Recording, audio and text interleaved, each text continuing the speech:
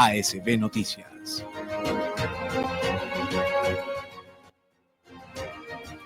Seis de la mañana, 3 minutos. Gracias por acompañarnos el día de hoy en este especial de la salud. No llegamos a este especial ni a criticar, ni a hacer las cosas que seguramente muchas personas quieren. Es que la salud no sirve. No, sí sirve.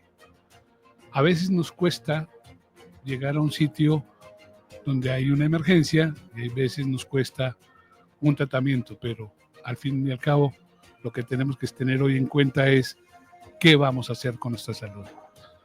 Les doy la bienvenida a la doctora Ana María Vesga, presidente de ASEMI. Doctora, gracias por acompañarnos. Buenos días. Bueno, qué gusto. Buenos días para usted y todos los oyentes que nos acompañan hoy en la mesa.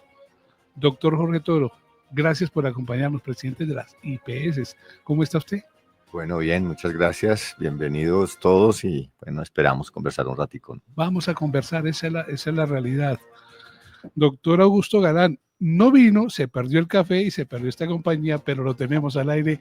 Gracias por acompañarnos en ASB Noticias 6 AM. ¿Cómo le va? Don Andrés, muy buenos días. Muchas gracias. Sí, me perdí el café, ya habrá otra oportunidad. Un saludo a Ana María, a Jorge, a los demás miembros de la mesa y a la audiencia. Pues Germán René Jiménez está en la mesa de trabajo, es periodista de ASB Noticias. Está en la ciudad de Cali Andrés Muñoz. Andrés, buenos días. Muy buenos días, director. Saludo cordial a todos nuestros invitados y a todos los oyentes para este especial de la salud a través de ASB Noticias Colmundo Radio. Germán René, le doy la palabra a usted para que empecemos esta conversación, ¿le parece? Gracias, Andrés. Gracias, Andrés, y a nuestros oyentes, todo el equipo humano y técnico que está hoy dispuesto para este especial. Todos los días hay noticias en torno a la salud, a las EPS, a las IPS, a los usuarios, al gobierno nacional, al gobierno distrital, pero la noticia más reciente es una inspección de vigilancia que en las últimas horas hizo la Procuraduría a la EPS Famisanar ante el número de quejas sin respuesta, y justamente eso propició esa visita de la Procuraduría. Aprovechemos que está la doctora Ana María Vesga, quien es la presidenta de ASEMI, justamente para preguntarle, con el saludo, doctora Ana María, bienvenida, buenos días nuevamente, ¿qué significa o qué le agrega esa visita en las últimas horas de la Procuraduría a esta situación que se vuelve cada momento más compleja para iniciar? Bueno, buenos días. Evidentemente lo que hace la Procuraduría en ejercicio de esta función también de vigilancia a la función pública, en el caso particular de Famisanar, una EPS que, como ustedes saben, pues tiene ya más de un año bajo medida de intervención especial, pues hace parte de muchos anuncios que desde los entes de control, recientemente lo hizo la Contraloría, ahora lo hace la Procuraduría, advierten del deterioro que han venido afrontando las EPS intervenidas en materia de atención a los usuarios, crecimiento de tutelas, quejas, reclamos y también de deterioro financiero. Entonces, no es otra cosa que la señal de que estas medidas que se adoptaron en los últimos meses, ya vamos a completar 2 años de las intervenciones, pues no han conducido a ese objetivo que era mejorar la atención de los usuarios, mejorar los indicadores financieros. Por el contrario, realmente la población se está viendo cada vez enfrentando más y más barreras. Entonces, pues repito, junto con los anuncios de la Contraloría de la semana anterior, pues el ejercicio de los entes de control ya muy, muy activo sobre la situación del sistema de salud. Bueno, 6 de la mañana, 7 minutos. Abrimos también el panel con el doctor Jorge Toro, presidente de la Unión de IPS de Colombia. Doctor Toro, la semana pasada hablamos por teléfono aquí y usted nos dejó sobre la mesa una propuesta que justamente la pusimos a circular en Twitter y queremos hoy preguntarle qué ha pasado. Usted dijo que era necesario contemplar la posibilidad de un crédito para, de alguna forma, o de unos créditos para de alguna forma zanjar la calamitosa situación económica de las IPS. Sí. ¿Qué ha pasado con eso? Pues bueno, eso no es una solución que sea tan fácil porque es un tema financiero de la banca y diríamos que tendrían que conjugar muchos actores, pero es una idea que se ha venido conversando hace mucho rato, en virtud de que efectivamente el tema de caja y el tema de que las EPS puedan tener los mismos recursos necesarios para poder garantizarnos el pago de esta cartera. Usted ve que la Contraloría da unos datos, nosotros tenemos unos datos. El tema de los montos de la deuda de cartera, dependiendo del actor, ese es el monto. Pero decirle a las EPS hoy que nos entren a pagar 39.9 billones de pesos, ¿cierto? Es supremamente complejo porque no hay los recursos en caja, no tienen los recursos de capital disponibles para poder de entrada entrar a pagarnos este monto de cartera. Aquí lo que nos preocupa es la cartera antigua, porque la cartera corriente se ha venido pagando, diríamos no en su totalidad, pero es lo que nos ha permitido flujo de caja a las IPS. Entonces esta es una idea de que ojalá a través de la banca estatal o de primero o de segundo piso puedan generarse y canalizarse unos recursos interesantes que sean entregados a las EPS y esos recursos sean pagados a nosotros también vía giro directo. O sea, y luego pues se buscará la metodología de ir compensando esos valores con el sistema. Pero es la única posibilidad que yo veo de que pueda inyectarse un recurso fresco al sistema y que podamos nosotros contar con recursos para poder que podamos operar. Hay que hacer caja. Hay que hacer caja. En este momento es un problema de caja. ¿Por dónde viene la caja? Por donde sea, pero que hay que pagar, hay que buscar los recursos. Pregunta para el doctor Galán y luego ya vamos integrando todo lo que tiene que ver esta mesa.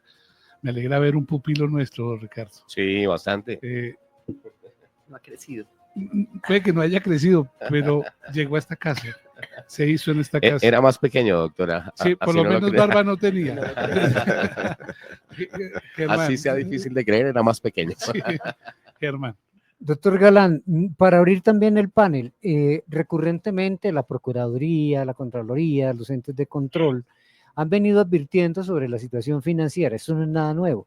Lo más nuevo, digamos, es que la Contraloría recientemente emitió otro informe, seguramente más preocupante que el anterior. En eso quiero preguntarle, ¿cuál es la diferencia entre el informe más reciente o la alerta que envía la Contraloría General de la República y los pronunciamientos anteriores que ha hecho? Pues yo creo que hay unas diferencias importantes, porque en los pronunciamientos anteriores, la Contraloría, mejor dicho, la metodología que había utilizado para el análisis no había sido, o había sido más bien cuestionada, porque utilizó no en uno de esos informes iniciales unos balances financieros que le había solicitado directamente a la CPS y no los balances oficiales que tenía la Superintendencia Nacional de Salud de la CPS. Y ahí generó una confusión grande. En este último informe sí se marca una diferencia muy grande en ese sentido, porque la Contraloría utiliza en esta oportunidad esos informes oficiales que son denominados los catálogos financieros de los balances de la CPS que reportan periódicamente, trimestralmente, a la Superintendencia Nacional de Salud desde hace varios años. Entonces ahí radica esa gran diferencia con los informes anteriores desde la interpretación que nosotros le damos. Pero además confirma lo que ya la Corte Constitucional había planteado, particularmente en el auto 007 del 2025. Entonces, son bastante coincidentes. Además de ser muy coincidentes, ese análisis de la Contraloría, con diversos estudios y evaluaciones que han hecho centros académicos y centros de pensamiento. Entonces, refuerza un diagnóstico que viene de tiempo atrás y evidencia y confirma lo que ya venía siendo advertido desde hace ya más de un año, realmente. Uno lo que sí siente es que la salud, como dice nuestro especial de hoy, está en cuidados intensivos. Y no lo podemos negar. Quiero hacer una pregunta a los tres, si me lo permiten, y con su concepto. ¿Qué opinión les merece que el expresidente César Gaviria haya llegado al punto de estar ante la Fiscalía, Procuraduría, Contraloría, denunciando todo lo que está pasando? ¿Cuál es su opinión? Y si están o no de acuerdo con lo que hizo el expresidente. Y arranco con usted, doctora Ana María. Primero las mujeres, doctor Toro, primero las mujeres, doctor Galán. Bueno, desde luego, yo creo que en una voz más que autorizada como la del presidente César Gaviria está expresada la preocupación de todos los colombianos. Yo creo que nada de lo que está diciéndose ahí es diferente de lo que desde diferentes orillas, pero particularmente desde los pacientes se ha venido insistiendo hace meses. Lo que uno ve en el sistema es una deliberada acción metódica, sistemática, en donde el gobierno tiene las herramientas y los mecanismos para evitar finalmente lo que usted decía al principio, el colapso al que estamos asistiendo, que pasa, entre otras razones, por algo que nunca ha habido realmente durante el gobierno, y es un diálogo abierto, un diálogo técnico, un diálogo desprovisto de ideología que permita buscar soluciones. Entonces, pues el presidente no está diciendo nada diferente a eso, desde luego, pues digamos que es crítico cuando llegamos a un nivel de denuncia de esa naturaleza, pero yo creo que en este punto, cuando realmente no se han tomado las acciones y cuando lo que vemos es que, por el contrario, las acciones que sí se han tomado, que son las de intervención, han derivado en la situación que están viviendo 30 millones de colombianos en esas EPS intervenidas, pues es hora de llamar responsables a los responsables. Doctor Toro. Bueno, pues es preocupante que ya estemos llegando a ese nivel, ¿cierto? Y eso es coincidente un poco con el discurso del presidente de la Corte en el Congreso de la ANDI, ¿no? Donde también está manifestando claramente que aquí debe haber unos responsables de la situación y que esos responsables deben entrar pues a buscar soluciones o a pagar por lo que está pasando, ¿cierto? A mí lo que me preocupa es que hayamos llegado ya hasta ese punto, en el sentido de que eso lo que hace es deteriorar un poquito el ejercicio, porque buscamos una situación, como lo decía Ana María, de no diálogo, entonces se polariza más el tema. Hoy debiéramos, ante esta situación, ante el informe de la Contraloría, ante las visitas de elemento reiterado de las PQR, el cierre de nosotros de servicios, de que ya debiéramos de estar en una mesa técnica todos construyendo soluciones. Es que es imposible que por un lado hablemos unos y por el lado otro hablemos otros, ¿cierto? Entonces yo creo que aquí lo más sensato es que este último año de gobierno que le queda a este presidente, hombre, yo creo que debieran darse la oportunidad de oírnos, debieran darse la oportunidad de construir conjuntamente soluciones. No podemos seguir en la polarización de que es que no se puede girar un recurso porque se lo roban. O sea, es que esa tesis es supremamente compleja. Aquí está de por medio los usuarios, está de por medio nosotros, los operadores de servicios de salud, está por medio lo más estructural de un modelo y es el aseguramiento social, la garantía del derecho a la salud. Entonces, cuando ya llegamos al nivel de que nos estamos acusando penalmente por incumplimiento, eso ya llegó a otro nivel, ¿cierto? Eso ya es que el sistema está entrando a otro nivel. Entonces, yo siempre he dicho, hombre, sentémonos. Vamos a iniciar nuevamente el tema de las mesas de UPC, cuando ya debiéramos de estar definiendo lo anterior y estar construyendo, es que ya estamos después de mitad de año, ya debiéramos estar pensando en la UPC del 2026. 2026, claro. ¿Cierto?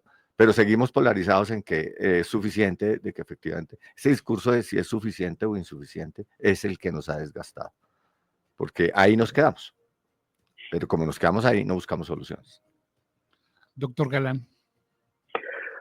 Pues Andrés, a ver, por una parte, como dijo un magistrado, el presidente de la Corte, en algún momento, cuando todo se judicializa es que no hay justicia.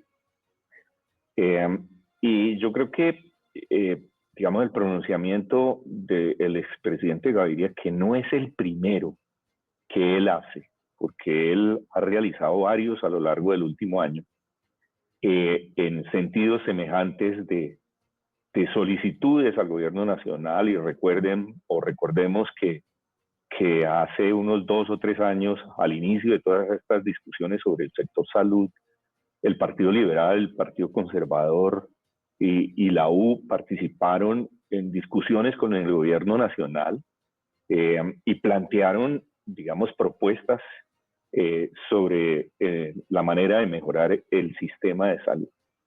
Entonces, digamos, hay expresiones no solamente desde el lado político, digamos, desde los partidos políticos, sino desde también expresiones del sistema judicial. La semana pasada el Tribunal de Antioquia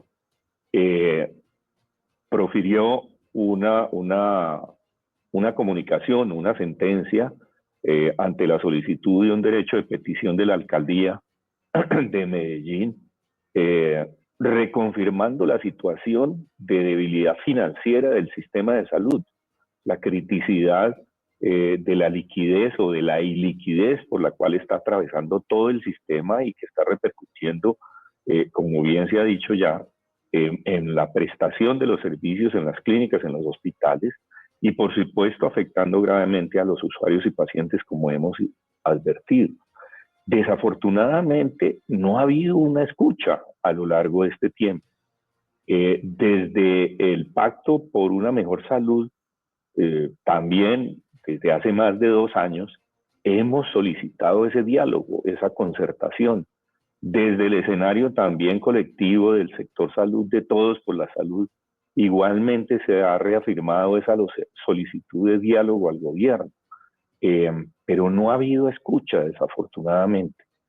Parecería que la única solución es una reforma que, como ya hemos mencionado en otras ocasiones, no soluciona los problemas que el sistema de salud tiene, pero tampoco hay una apertura al diálogo para encontrar esas soluciones entre todos. Aquí no se trata, como lo hemos dicho varias veces, no se trata de quién tiene la razón y mucho menos quién impone su razón. De lo que se trata es de que dialoguemos y construyamos desde nuestras diferentes visiones la salud y las reformas que el sistema de salud requiere y que nos convenga a todos los colombianos. Puedo hacer una pregunta rápida para una respuesta rápida. ¿Quién debería ser ese líder? ¿Quién debería decir, venga, el Ministerio de Salud, Presidencia de la República, el DAPRE, ¿quién? Que siga hoy, venga, ya esto no va más. Venga, SEMI, venga, las IPS, vengan los pacientes, venga, sentémonos. ¿Quién debería ser ese líder, doctora Ana María? Pues recientemente le hicimos una solicitud al señor procurador Gregorio del Hash en ese sentido, porque creemos que ese es un buen escenario protegido, tranquilo para todas las partes.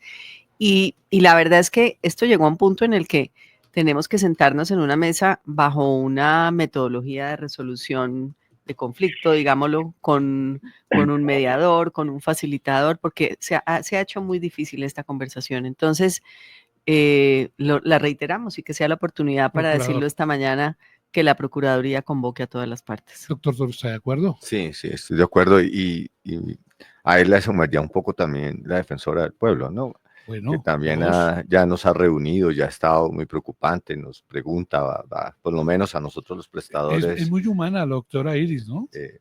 Sí, pero diríamos que en el ejercicio mismo del papel de la Procuraduría y su naturaleza misma y su razón misional, ¿cierto? Pues es el actor natural que puede convocarnos a todos, ¿cierto? Pero como dice la doctora Ana María, o sea, lo importante no es llegar y que nos siente, ¿cierto? La importancia es acudir a una mesa, primero que se convoque, segundo que asistan, ¿cierto? Y tercero que al momento de asistir lleguemos con una hoja de ruta buscando soluciones. Porque en mesas nos hemos sentado, actores han querido convocar, pero no encontramos soluciones, ¿cierto? Es que me encantó la palabra de la doctora Ana María, facilitador. Esa persona que facilite el diálogo entre las partes. Doctor Galán, ¿usted quién cree? Aquí ya la doctora Ana María dijo Procuraduría, le agregamos Defensoría. ¿Usted quién cree? No, yo estoy completamente de acuerdo que desde las instancias estatales y desde sus competencias, tanto la Procuraduría como la Defensoría deberían ser actores principales en esa facilitación. Desde el punto de vista de la sociedad, me parece que la Iglesia Católica también podría contribuir mucho a, a, a hacer esa facilitación.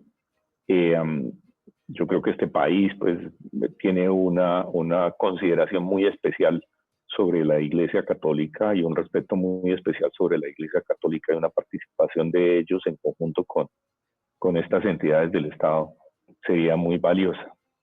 Creo que es importante que esa facilitación se inicie, pues como bien lo han dicho Ana María y Jorge, digamos con una voluntad realmente de diálogo de todos los que estén o estemos presentes en esas discusiones, e iniciar desde el diagnóstico correcto.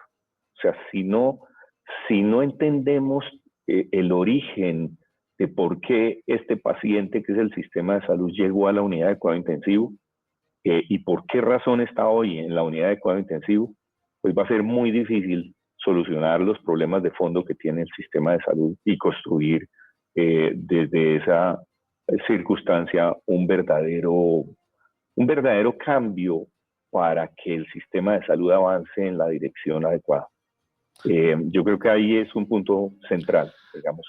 ¿Cuál es el origen de la razón por la cual llegamos a esta situación de tener al sistema de cuidado intensivo? Pues nuestros tres invitados del día de hoy en este tema de la salud que está en cuidados intensivos, 6 de la mañana, 24 minutos, nos muestran el camino, Procuraduría, Defensoría y por qué no la Iglesia Católica, para que comencemos a avanzar.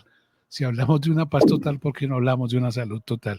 ¿Por qué no intentamos tener esa salud al otro lado? Porque en este momento está de este lado y todos los que usamos y tenemos la posibilidad de llegar a una urgencia en la salud, Ricardo, estamos absolutamente prestos para que o sea un buen servicio ese día que estuvimos de buenas o nos alarguen cirugías como hemos podido pasar.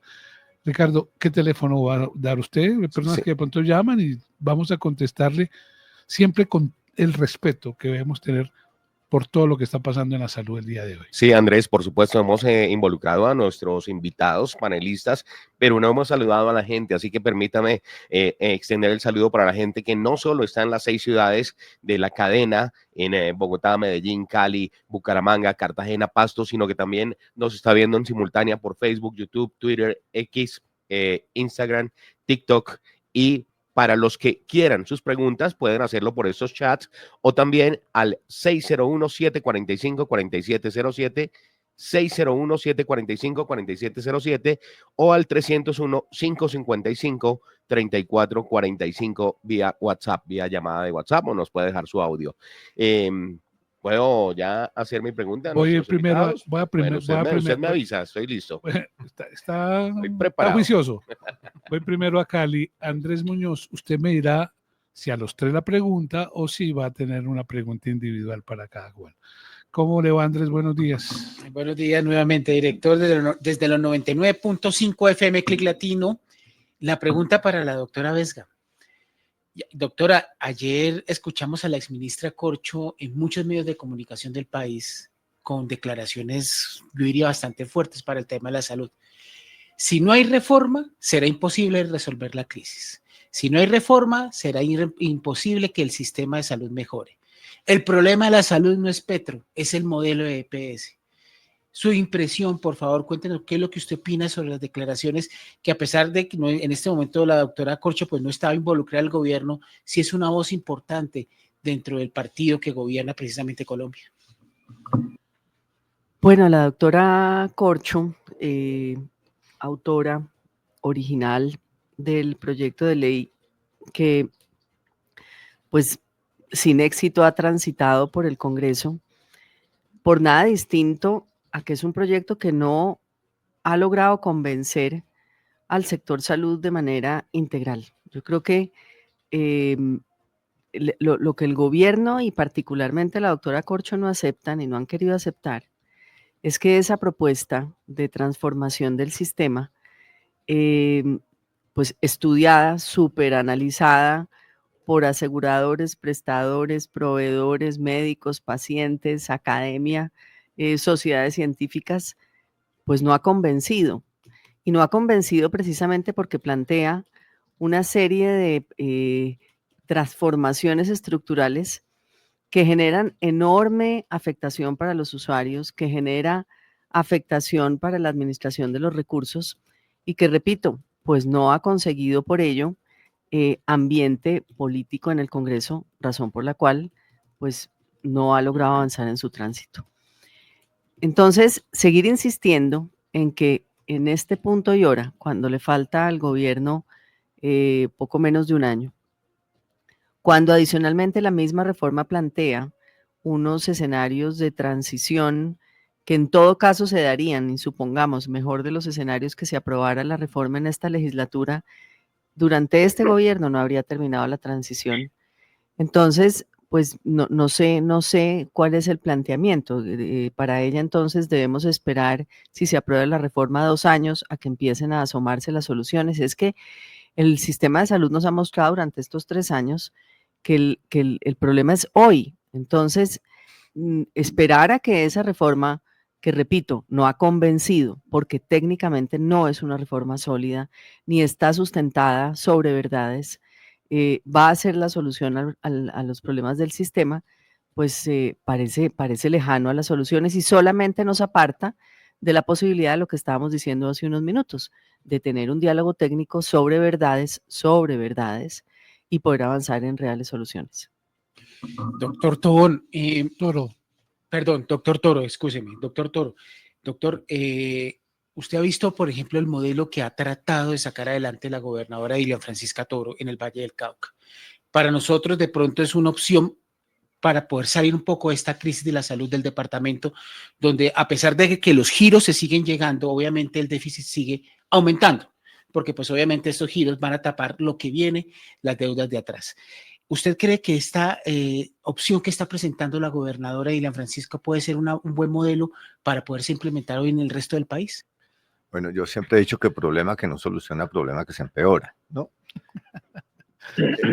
Entonces, diríamos que los gobernadores son supremamente innovadores, y en especial la doctora Dilian Francisca, a quien tiene un conocimiento muy, diríamos, explícito de cómo funciona el sistema de salud en Colombia, pues puede tornar ser muy interesante. Ella plantea todo el tema de la red integrada de servicios, la unificación de poder generar una línea de atención sin barreras de acceso y generar pues una dinámica en la prestación y diríamos que la operación misma y que el usuario tenga la oportunidad de la accesibilidad y la oportunidad de los recursos. Esa debe ser la razón de ser de cualquier sistema, que si yo llego a solicitar un servicio, pues lo tenga, y lo tenga con oportunidad y con accesibilidad. Pero es que en este momento estamos en alto riesgo de ambos. Oportunidad la tenemos supremamente lejos en el ejercicio, sobre todo en procesos ambulatorios. Y la accesibilidad pues está cada vez viéndose más afectada con los cierres de servicios, porque si no hay IPS, si no hay atención, diríamos una capacidad instalada en el país que le permita al usuario llegar y ser atendido, pues muy complejo. Replicar el modelo es, yo creo que interesante en el sentido de que los gobernadores han venido planteando que hay que buscarle soluciones rápidas al asunto, y vale la pena decirlo acá. A mí me preocupa muchísimo a veces el silencio de los gobernadores y de los entes territoriales a esta problemática. Son 32 gobernaciones, tantos distritos, y es que el problema del usuario es un problema de región, ¿cierto? Entonces, yo he propuesto de que efectivamente a través de la Federación de Gobernadores y la presidencia misma de la Federación, pues se buscan soluciones como territorios, ¿cierto? A la problemática de la atención en salud, porque diríamos que el usuario lo que pretende es que pueda tener una red de servicios que es manejada, que es vigilada por los entes territoriales, ¿cierto? A través de sus competencias, a través de las secretarías de salud.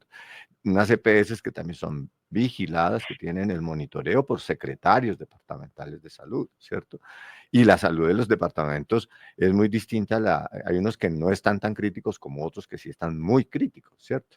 Entonces, entrar a generar un diálogo y una construcción con los gobernadores, pues es un tema muy importante. A mí me preocupa que si no sale la reforma, el gobierno planteó un borrador que no sabemos a qué momento lo va a firmar, ¿cierto? que yo creería que es una resolución que sale muy rápidamente, y es la implementación del modelo, donde les va a entregar a gobernadores y alcaldes nuevas responsabilidades, donde se va a rediseñar la red prestadora de servicios de salud, donde prácticamente a través de esa resolución están, diríamos, implementando muchos de los capítulos y las líneas verticales que tiene la reforma. Entonces, los secretarios y los gobernadores, si sale esta resolución, pues van a ver enfrentados en tener que responderle a los usuarios a unas necesidades absolutamente urgentes. Pero sí, independientemente que podamos replicar un modelo del Valle en otros entes territoriales, podría ser muy interesante. Doctor Galán, a usted, si yo le preguntara cuál es el departamento en Colombia que uno dice, ese ya pasó la calificación, no está tan mal en la salud, ¿cuál me diría? Uy, en este momento es muy difícil. A ver, nosotros Póngame la hemos más fácil, hecho diga, doctor Galán. Dígame. en Así Vamos en Salud hemos hecho un índice de salud departamental y lo hemos presentado en 3 oportunidades. Y yo le diría que el departamento que ha tenido, digamos, el resultado más consistente a lo largo de esos de esas 3 ediciones, de esas 3 emisiones, ha sido el departamento de Caldas. Y le quiero resaltar el departamento de Caldas. Bueno, en la primera edición de nuestro índice ocupó el primer lugar y es el único departamento que en las 3 ediciones ha estado en los 4 primeros lugares. Y la razón tiene que ver mucho con un modelo de atención que implementaron en el departamento, o por lo menos en la interpretación que nosotros le damos. Hace como unos 10 años, estando de director de departamental de salud de Caldas, el hoy secretario de salud de Bogotá, Gerson Bermón, ellos plantearon el establecimiento de la atención primaria social. Hay una discusión técnica en el sector salud sobre atención primaria en salud y atención primaria, bueno, es una discusión técnica. Ellos plantearon la atención primaria social, convocando a las demás secretarías del departamento a la acción y al trabajo intersectorial. Y a nuestro modo de ver eso le dio resultados, y le dio resultados muy importantes. Ellos llevaron esa atención primaria al nivel de un decreto departamental, de una ordenanza departamental de la Asamblea, y entiendo que lo mantienen como un modelo de atención que integra no solamente la salud, sino otros determinantes sociales bajo la responsabilidad primaria en ciertos aspectos de las respectivas secretarías departamentales. Y obviamente también ha habido una integración, o en su momento la hubo, muy importante entre los agentes del sistema de salud y la operación y la forma de operación en ese modelo de atención. Entonces yo me inclinaría por ese punto y digamos por ese departamento, por esa razón. El departamento de Caldas, fíjese, doctora María, por lo menos uno.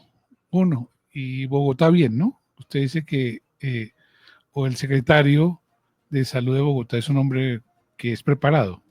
Sí, pues nos referimos al mismo doctor Gerson Bermón del que está hablando el doctor Galán. Evidentemente sí, Bogotá bien, a pesar de que el gobierno también ha querido, a través de la intervención en la red del distrito, meter la mano en la administración de Bogotá. Bueno, Ricardo, su turno. Bueno, es una pregunta genérica para los 3 panelistas invitados, cada uno desde su punto de vista. Gobierno y la exministra de Salud han dicho en repetidas ocasiones que esto no es un problema de este gobierno, que iba a colapsar en algún momento, ¿sí? Quiero la opinión de ustedes y si es tan proactivo este gobierno para detectar algo que no había pasado o que no había llegado a un límite en gobiernos anteriores, o si tiene influencias directas para que estemos atravesando la crisis que está atravesando la salud en el momento. ¿Quién quiere que arranque? Me imagino que lo correcto es las damas primero, doctora. Pero la doctora le dijo, arranque usted, doctor. Para que usted se dé cuenta, en esta mesa también, como en la casa de nosotros, hacíamos caso. Entonces, Exactamente. dijo, de supervivencia. doctor Toro. Bueno, yo creo que... ¿Quién empieza? Señor, Jorge. señor. Vale, Jorge. sí, Augusto, sí. Sí. Listo.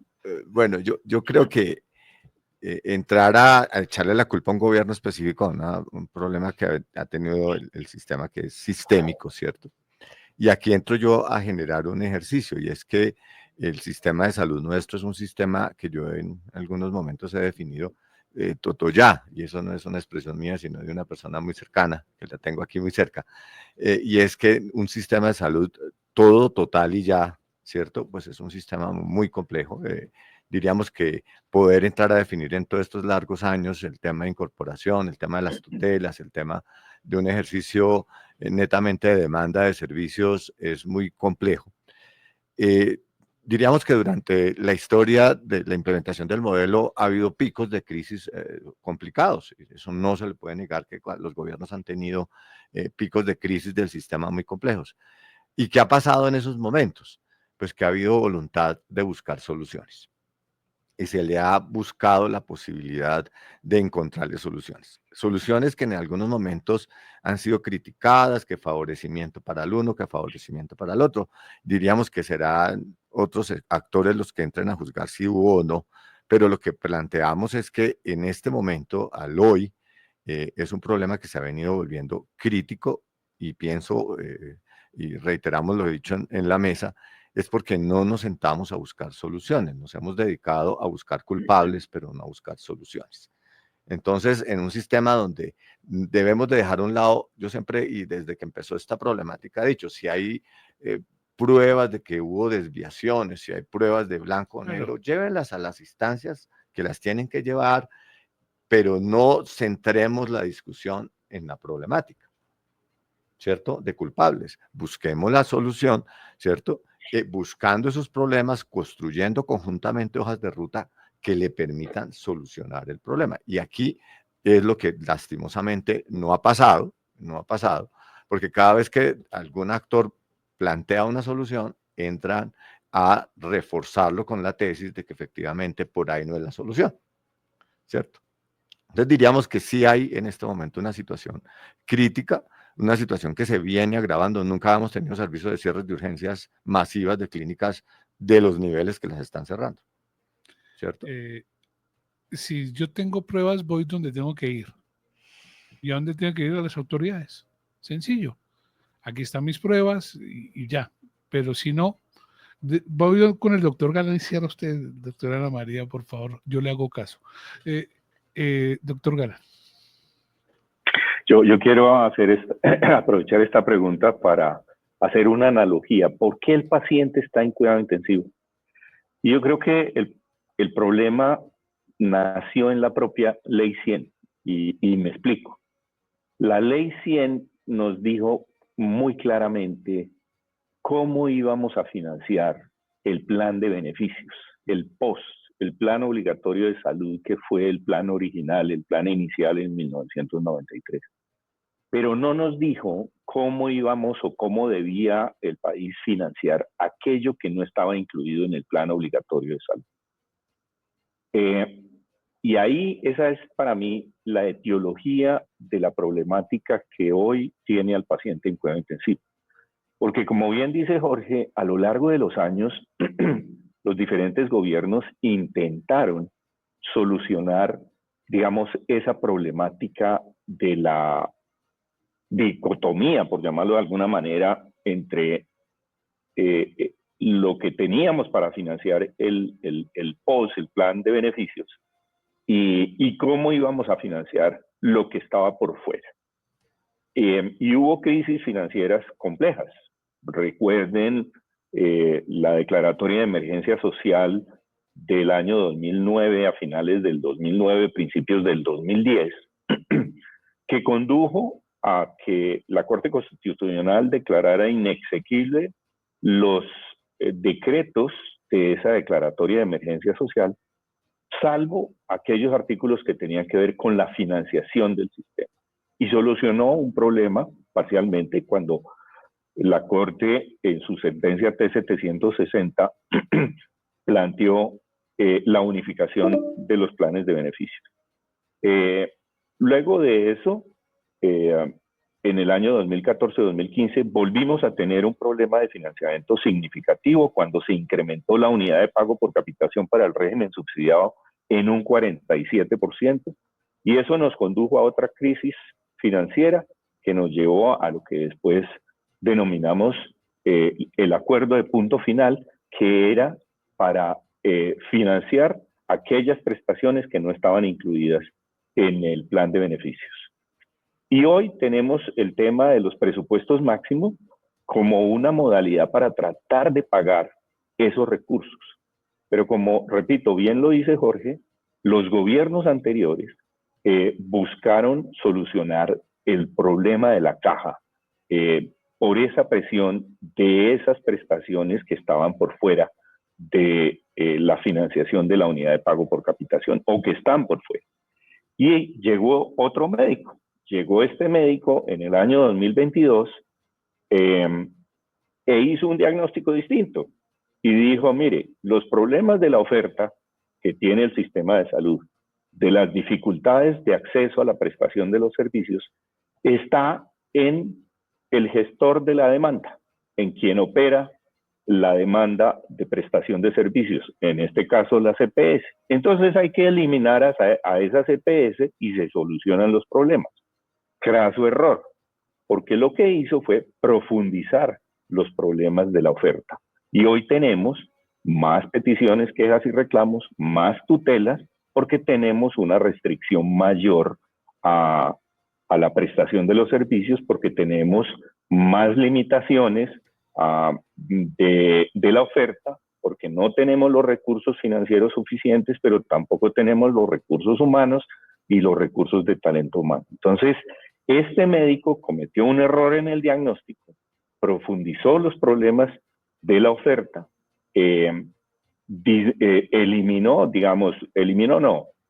dejó de financiar adecuadamente el sistema de salud y condujo al paciente a esta unidad de cuidado intensivo que lo tenemos hoy.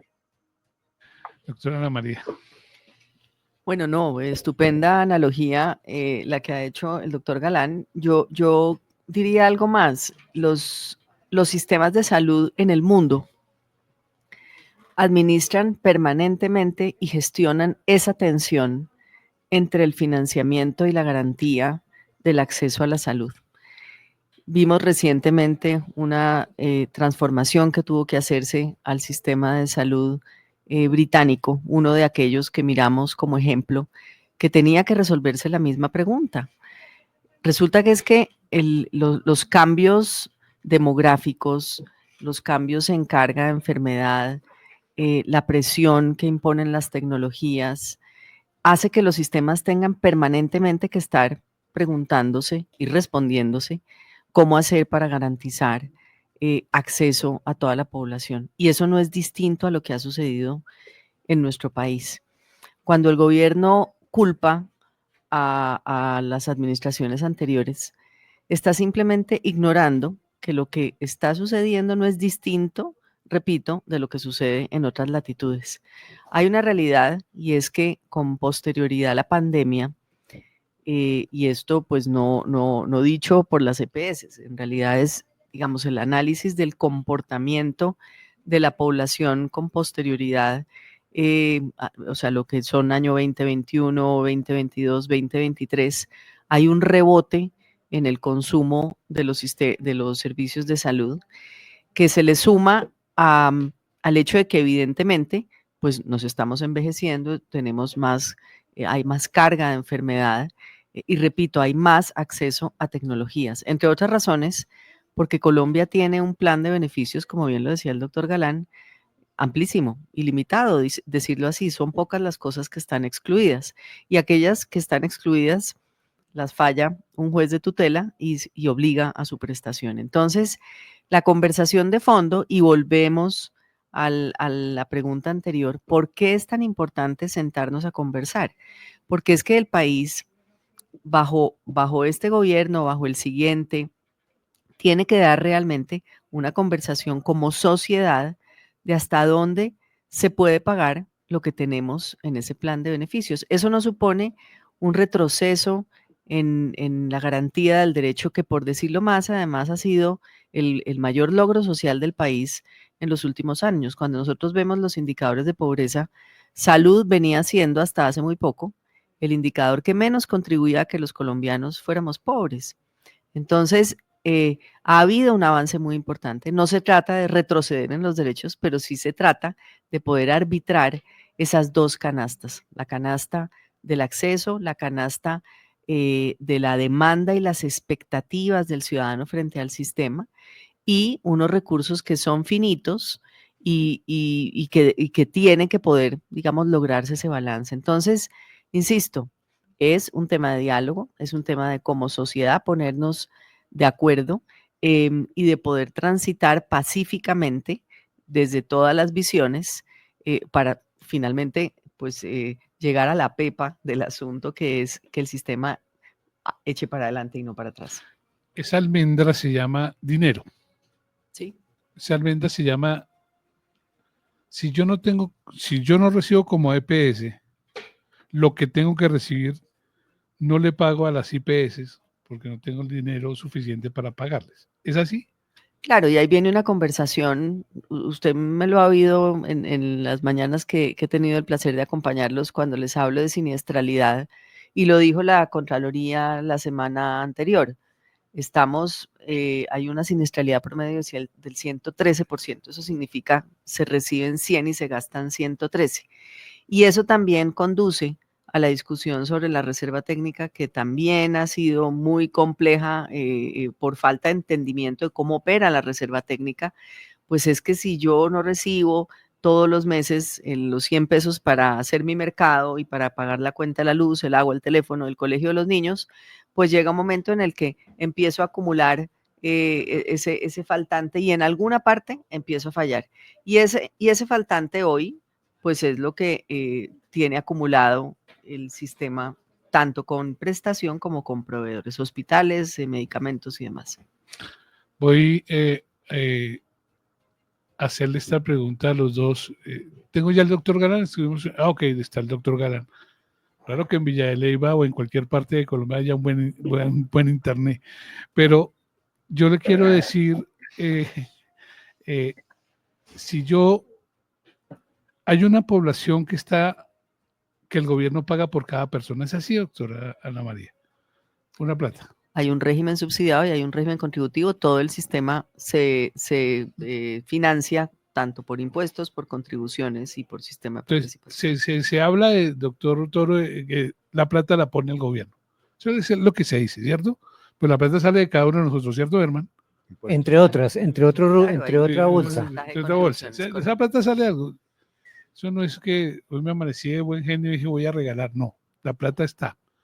Se habla de 95 billones de pesos, 90 billones de pesos, en fin, se habla de un dinero.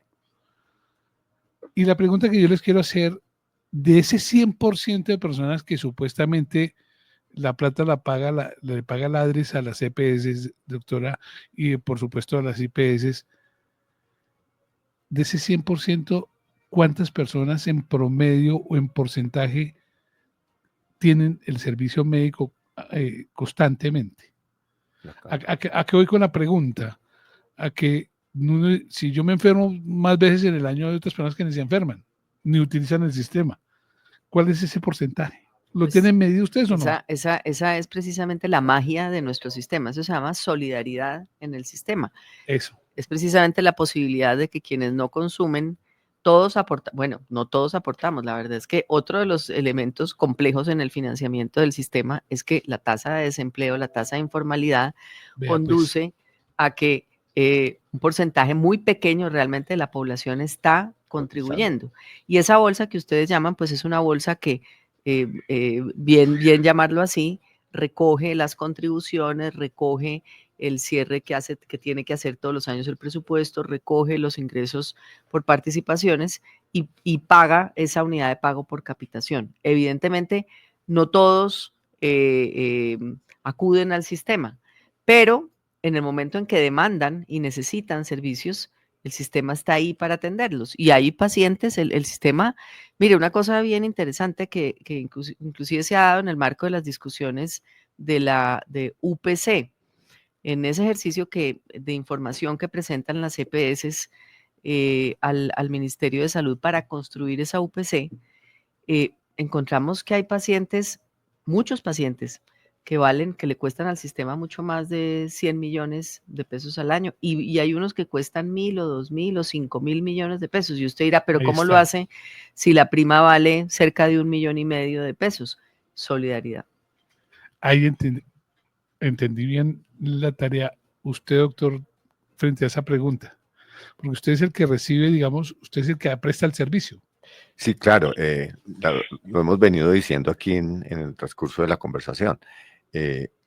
Colombia, y lo decía el doctor Galán, o sea, el paciente se viene complicando, se viene enfermando. Entonces, la frecuencia de uso y la carga de enfermedad en el país ha aumentado terrible. O sea, tener servicios de urgencias en el 300, de 250%, hospitalizaciones, casi que nos toca declarar emergencia cada rato porque tenemos insuficiencia de camas para hospitalizar, demuestra que efectivamente la gente está llegando en un volumen importantísimo a los servicios de salud. Entonces, hay un alto porcentaje de pacientes que acude a los servicios ambulatorios, que es toda esta red de consultorios, ¿cierto?, que atiende el ejercicio, pero tenemos una red de prestación de servicios hospitalarios donde hoy estamos colapsados, ¿cierto? Eso demuestra que efectivamente la población en este momento, en el hoy, está recurriendo ya a los servicios hospitalarios.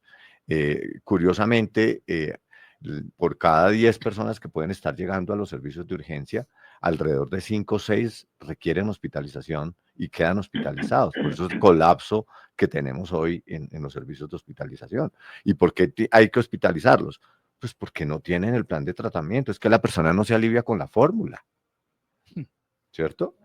Y si no, y si van y tranquilamente el médico tratante entrega un plan de tratamiento a través de medicamentos y de 10 les entregan 5 o de 10 entregan 4, pues el paciente tiene que volver crítico a los servicios de urgencias y tiene que hospitalizarse, ¿cierto? Entonces esa carga de uso del sistema ha aumentado y eso aumenta el costo. Entonces lo decíamos, pues estamos hablando de que por cada 100 pesos estamos gastando 110. Pero lo curioso es que de esos 110 pesos, el 63% de ese peso está gastándose en alto costo, ¿cierto? O sea, el paciente está llegando más crítico cada vez y está llegando a ser hospitalizado a clínicas de alta complejidad y tiene que ser hospitalizado y consume más recursos del sistema, porque no es lo mismo la consulta externa, ¿cierto?, en costo para el sistema, que solamente el paciente va a que se le monitoree y se le mejore el plan de tratamiento, ¿cierto? Se le cambia el medicamento o se sostenga el medicamento. Al no tener ese ejercicio, pues, ¿qué pasa? Entra a ser por la puerta de urgencias. Ahora, yo creo que ¿dónde ha aumentado el ejercicio? Cuando empezó el gobierno a decir que las EPS se acababan y que efectivamente venía la reforma con las EPS que debían desaparecer del sistema, pues todo el mundo salió volado a que la cirugía que estaba programada, aquellos tratamientos que estaban programados, pues me los hago rapidísimo porque si se acaban yo tengo que tener rápidamente mi cirugía, ¿cierto? O mi plan de tratamiento. Eso nos aumentó a la red prestadora de servicios la carga de oferta por parte de demanda, perdón, por parte de los usuarios. Entonces, hoy sí el país está teniendo un alto porcentaje de atención. Sumado a eso, a los perfiles epidemiológicos, a la carga misma de enfermedad. Entonces, por eso yo digo que todos estos análisis son los que hay que hacer con filigrama, ¿cierto? Pero escuchándonos todos y mirando dónde ponemos las soluciones. Yo estuve en urgencia hace poquito. Y hay gente muy fregada. Pero no es el problema de que esté, porque mucha gente está fregada, pero ¿cuántos días lleva usted aquí? 5. ¿Y qué? Y ahí sí, aquí sentado. Y al otro. Entonces uno dice, me estoy enfermando más de ver lo que estoy viendo que lo que yo tengo. Y eso es un problema real. Me dicen que tengo un audio de una persona, por favor, me presenta. Escuchemos el audio, por favor. Hola, soy Pedro. Antonio, tengo 86 años, pensionado, cotizante a la salud. Pregunto, ¿quién o quiénes son los responsables de que me hayan suspendido la entrega de mis medicamentos con los cuales controlo mi enfermedad de glaucoma e hipertensión arterial y el Alzheimer de mi esposa que tiene 87 años? Los responsables de este atentado saben las consecuencias del finales de mi enfermedad. Doctor Galán, ¿usted qué le responde a este, cómo se llama? Pedro, don Pedro. ¿Quién es el Pues lo responsable? primero Tengo que debo decir 87 es que años. ¿Quién es el responsable? Increíble. A ver. don Pedro tiene una voz muy vital, y ojalá la mantenga. Y sí, es una preocupación muy sentida de muchos pacientes, y es una realidad que están viviendo muchos pacientes que venían recibiendo su tratamientos inclusive de alto costo, con regularidad, y de manera, digamos, cotidiana, por llamarlo de alguna manera, de alguna forma. Eso cambió por la restricción de los recursos en el sistema de salud. Andrés, quizás lo hemos dicho en otras entrevistas, o sea, no hay un sistema de salud que funcione adecuadamente si no está adecuadamente financiado. Y ya se ha dicho, Ana María lo mencionó antes, un ejemplo es el caso del sistema de salud inglesa y otros sistemas de salud que al dejar de financiarlos en forma adecuada, pues empiezan a presentar barreras de acceso, dificultades para usuarios y pacientes en el acceso, y los primeros que empiezan a tener esas dificultades son los pacientes de más alto costo o los pacientes con enfermedades crónicas que tienen tratamientos regulares. Son los primeros afectados, son los primeros que empiezan a tener dificultades, y eso es lo que estamos viendo.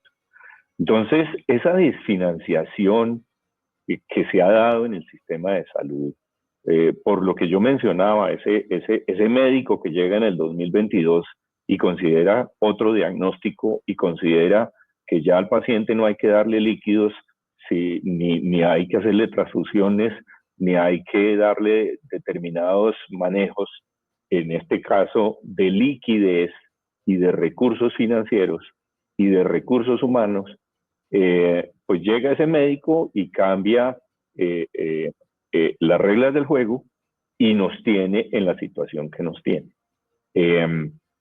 Y a esto se le suma pues la falta de diálogo, la falta de búsqueda de concertación y la falta de buscarles soluciones, como ya se ha mencionado, y soluciones adecuadas. Entonces, pues, digamos, esa es la circunstancia, esas son las decisiones que se han tomado. El presidente Gaviria, el expresidente Gaviria lo manifiesta expresamente ya en cabeza del ministro de Salud, el doctor Guillermo Alfonso Jaramillo, como el máximo responsable de esta circunstancia. La Corte Constitucional ha ordenado al gobierno nacional, en cabeza del Ministerio de Salud y en cabeza del ministro, que financien adecuadamente el sistema de salud. Pues ahí está la respuesta a la pregunta de don Pedro. Tengo una llamada, voy a recibirla. Buenos días, ¿con quién hablo? Diego Caro. Diego, buenos días, gracias por atender a SB Noticias 6 AM. Tenemos 3 panelistas hoy hablando de salud que está en cuidados intensivos. ¿Qué pregunta quiere hacer usted? Bueno, yo era propietario de una IPS que atendíamos pacientes. Perdóneme, ¿usted era propietario de una IPS? Sí, señor. ¿Sí? Nosotros atendíamos pacientes paliativos, pacientes crónicos ventilados y no ventilados. Desde el momento en que el gobierno nacional, este gobierno entró en vigencia, pues digamos que se empezó a agudizar la problemática de los pagos hacia las IPS. Nosotros fuimos víctimas, digamos, de este rifirrafe, porque termina uno, pues como uno es más pequeño, termina en esta discusión entre las EPS y el gobierno. y los pagos que por lo menos en nuestro caso, nuestra materia prima es digamos el recurso humano, es el 80%, pues nos llevó a que no pudiéramos soportar la carga financiera 6 meses y llevar obviamente a la liquidación de la empresa. Hoy en día incluso, pues bueno, ya hemos logrado recuperar gran parte del dinero que se nos adeudaba, pero pues no tiene uno, digamos, como las ganas o la intención de volver a abrir este tipo de IPS, porque la incertidumbre que tienen con el gobierno nacional y con el manejo de las EPS es absoluta. La pregunta que yo tengo es, digamos, este año, por lo que nosotros vemos, el ministro Jaramillo no tiene la intención de cambiar su discurso y el presidente Petro menos. La pregunta del millón es, el próximo gobierno, ¿cuáles deberían ser las medidas que debe tomar para volver a garantizar, digamos, esa confianza que tenemos los prestadores de salud para poderle prestar a unas EPS, que lo más seguro es que las van a devolver o las van a entregar, pero en qué condiciones económicas las van a entregar? Porque Sanitas la devuelven, pero según la información que yo tengo o que me dan algunos funcionarios de Sanitas, es que la entidad la entregaron totalmente, como se dice, raspada a la olla. ¿Qué va a suceder entonces con estas EPS y si nosotros los prestadores, las IPS, vamos a poder en algún momento volver a prestar el servicio con esa confianza de que nuestro pago vaya a llegar? Yo le agradezco al señor Diego Caro. Voy a hacer algo de chismoso. ¿Perdió mucha plata, señor Diego? Bastante. Perdón, tal vez me expresé mal, señor Diego. Tal vez me expresé mal. ¿Está fácil de recuperar lo que dejó de cobrar? Pues digamos que fácil, pues en el sistema de salud nunca ha sido fácil cobrar, pero en este gobierno ha sido muchísimo más complejo. Esperemos que, estamos esperando cambiar de gobierno a ver si podemos recuperar por lo menos el 70% de lo que nos adeuda. Según el doctor Galán, hay que cambiar de médico, mijo, porque ¿qué más hacemos? Vamos a hacer una cosa. Voy a dejar, ¿qué es en la línea por si de pronto tiene más, las respuestas del doctor Toro, de la doctora Ana María y el del doctor Galán, pues usted quiere agregar parte final? Por favor, le invito a que se quede un momento. Doctor Toro, lo tocaron a usted de frente. Sí. Pues bueno, lo que manifiesta él es la gran realidad de múltiples IPS en el país, sobre todo las IPS pequeñas y las IPS de región, que son parte de mis agremiadas, que son IPS de mediana y baja complejidad en algunas circunstancias. Es válido, y lo he venido planteando y te lo he expresado las veces que hemos conversado muchas aquí en el noticiero, es que el proceso de intervención, lo primero que hizo fue reajustar, ¿cierto? Red de prestadores, que fue la primera orden que se les dio. Entonces, diríamos que él lo plantea, durante un tiempo prestó servicios a una EPS, esa EPS le asignaba unos usuarios, él los atendía, tenía problemas de pagos, obviamente como todos los hemos tenido, él iba, se sentaba con algún actor allá en la EPS, buscaba soluciones, pero nunca era el planteamiento de efectivamente no tengo para pagarle, ¿cierto? Y resulta que el proceso de intervención para nosotros fue supremamente complejo, porque la primera sentada que tuvimos los prestadores es, yo le respondo por la plata que le voy a deber desde el momento de la intervención hacia adelante. Del momento de la intervención hacia atrás no hay recursos, ¿cierto? O miremos cómo le vamos a pagar. Entonces muchas IPS, demasiadas IPS en el país, están como él, en serias dificultades. Él tomó la decisión de cerrar. Algunos están todos los días tomando esa decisión, abro, cierro, porque es que los costos financieros de operación del sistema de una IPS son altos. O sea, es de que ahora está consumiendo plata y tiene que entrar a pagar, garantizar la logística y la operación para la atención es muy compleja. ¿Qué debe pasar? Pues los problemas de plata se solucionan con plata, ¿cierto? Eso es una regla válida. O sea, yo si tengo problemas de plata, tengo que buscar plata para solucionarlos. Y yo creo que el próximo gobierno no la va a llevar fácil por esa dinámica, ¿cierto? Porque diríamos que el daño sistémico en este evento financiero que tiene el modelo, pues es de muchos billones de pesos. De muchos. Billones. Billones. Entonces, el próximo presidente tiene que entrar a esa disyuntiva. Esto lo tengo que solucionar inyectándole plata a un sistema con una caja nacional y con un recaudo nacional supremamente bajo, con un déficit de Estado a nivel de recursos muy alto, ¿cierto? Entonces, esa es una gran preocupación para el próximo gobierno. El problema no se va a solucionar el 7 de agosto del 2026 para nosotros los prestadores, y la plata no va a llegar fácil en cantidades el 8 de agosto o el 9 de agosto. Es un tema que efectivamente debe construirse rápidamente con todos los actores. Es que, doctora Ana María, yo no sé si todos nos acordamos cuando él dijo, el sistema, óigame en esto, el sistema financiero colapsó. Y entonces nos inventamos el 2 por 1000 que va en 4 por 1000. ¿Por qué no se mira una solución de esa manera? En la costa que la luz no sé qué, entonces que los estratos 4 y 5 coloquen, ¿cuándo era? 5.000 pesos, no recuerdo, Germán, si usted acuerda cuánta plata era, y para que ayudemos todos a pagar. Pero ¿por qué no se estructura de una buena vez y de una buena manera el problema solucionado de tajo? Sí. Porque es que lo que yo veo es que son puras pañitos de agua tibia. Aquí, aquí, aquí, y no pasa nada. Y en un determinado momento, cuando se nombra funcionarios eficientes, porque al parecer eso se estaba solucionando, los cambian. Entonces él estaba tratando de cerrar bien ese círculo allá, él es ministro. Sí. ¿Sí? Y lo nombraron ministro. Entonces eso quedó, de eso lo hemos hablado también, es un asunto recurrente como el de la salud. Entonces el funcionario competente, por esa competencia, lo sacan de un lado y lo llevan a otro y queda ese proceso. Exacto. ¿Qué espera la doctora Ana María del próximo 7 de agosto, 3 de la tarde, un poquitico más adelante? ¿Qué espera del año 2026? Pues mire, yo creo que lo primero es, hay que tener, hay que lograr un consenso alrededor de cuál es el nivel de hueco que tiene el sistema. Diferentes centros de pensamiento, gremios, hemos estimado que la deuda actuarial, o sea, lo que viene acumulando el sistema de salud, vale cerca de 30 billones de pesos. Ese es un problema mayúsculo. ¿Ese es el déficit? Ese es el déficit del sistema.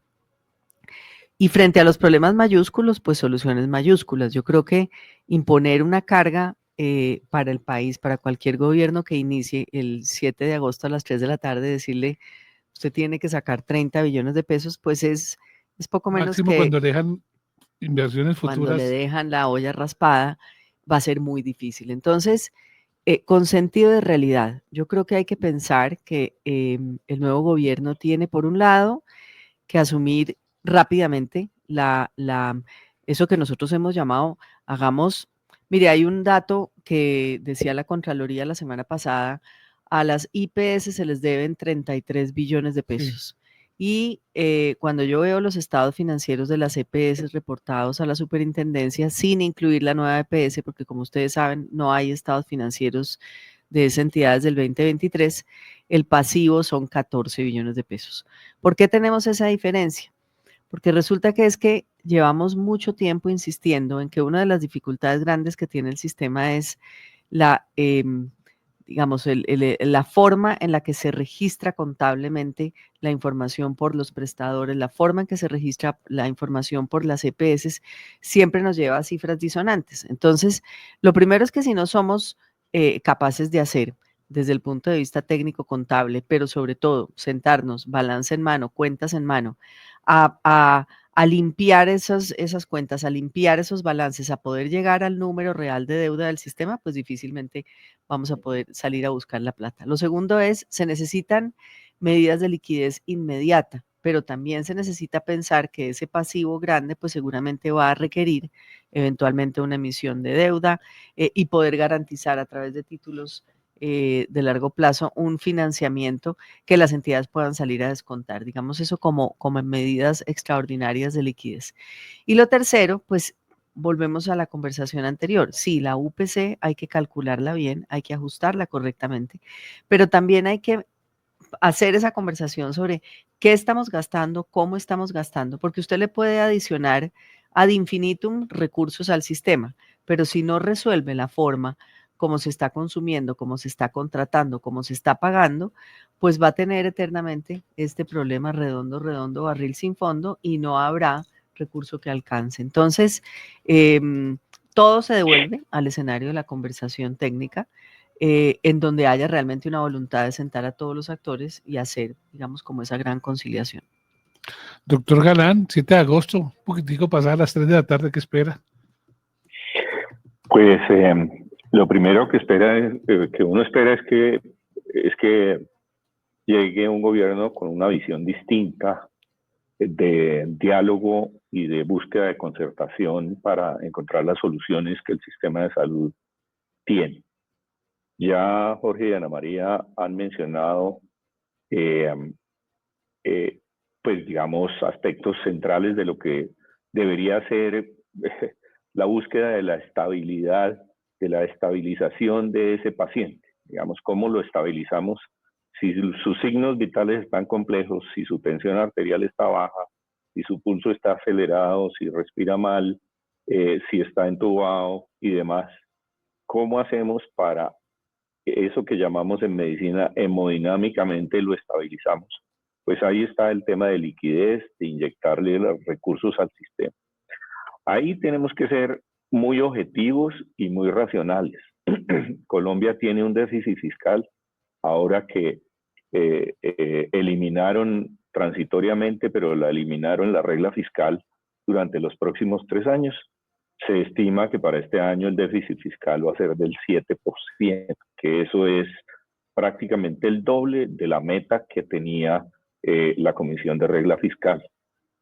Lo cual pone al país en una situación compleja desde el punto de vista financiero, y en eso tenemos que ser objetivos, y también objetivos desde el sector salud, pero también propositivos. El sistema necesita recursos financieros, esa es una realidad, y hay que irlos inyectando gradualmente de acuerdo a las capacidades del Estado, pero también con la voluntad de hacerlo. Y seguramente tendremos que buscar otras fuentes de financiación para poder inyectar más recursos al sistema de salud. Ya Ana María mencionó la necesidad de establecer mecanismos de racionalidad del gasto, de mejorar los procesos, y en esto el tema de la prestación de los servicios tiene una labor muy importante de trabajar más por eliminar fuentes de lo que llamamos en salud desperdicios, que no necesariamente son corrupción. De hecho, no lo son. Eso es de la forma como opera el sistema de salud. Posiblemente tenemos que trabajar mucho más en mejorar el gasto eficiente, eliminando sobrediagnósticos, eliminando subdiagnósticos que nos permitan poder aportar mayor valor a la salud de la población por cada peso que invirtamos en el sistema de salud. Y el tema de fondo sobre la etiología, el que yo les mencioné al principio, en la analogía de dónde se originó para mí el problema del sistema de salud. ¿Cómo vamos a financiar de aquí para adelante las nuevas tecnologías en salud que se vayan incorporando al sistema? En términos de medicamentos, en términos de dispositivos, en términos de procedimientos, no podemos ser regresivos en lo que ya el sistema de salud ha avanzado y ha logrado, pero debemos ser progresivos de aquí para adelante con justicia distributiva, de tal forma que aquello que vayamos incorporando al sistema de salud para el mejoramiento de la salud de la población sea lo que nos dé el mayor valor por peso invertido en esos nuevos medicamentos y nuevas tecnologías, y que nos permitan hacer más sostenible el sistema de salud. Señor Diego Caro, está la respuesta de nuestros 3 panelistas el día de hoy. ¿Le quedó claro a usted o usted se quiere despachar después del 7 de agosto, 3 de la tarde? Usted me dirá. No, a ver, lo que quiero es, bueno, yo pienso que después del el 7 de agosto del 2026 es algo que estamos esperando muchos colombianos. Venga, Pero lo noto con premura. no, con mucha. No solo por el sistema de salud, sino por todo lo que se está viendo, y justamente ahorita lo decía el doctor Galán, el tema de la regla fiscal es preocupante. Pues bueno, yo fuera de la IPS tengo otros negocios y uno empieza a ver cómo los demás negocios van, digamos, cayendo, y la pregunta según eso es entonces cómo nos vamos a financiar, porque si las empresas empiezan a salir digamos de la oferta, pues van a generar obviamente que se recaude menos impuestos.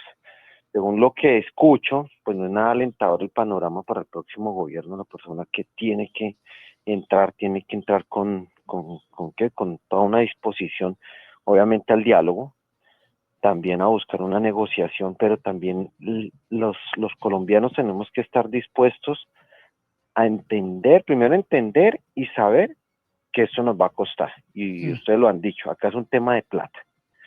Todos tenemos que mirar cómo vamos a tapar, digamos, las embarradas que están cometiendo, por decirlo así, perdónenme la expresión. Pero, por ejemplo, en el caso de las IPS, yo sí pienso que hay un tema que quiero tocar, y es que independientemente de los gobiernos, independientemente de esto, el gobierno anterior o lo que sea, las IPS, digamos que, valga la palabra, somos la primera línea de atención frente a la comunidad.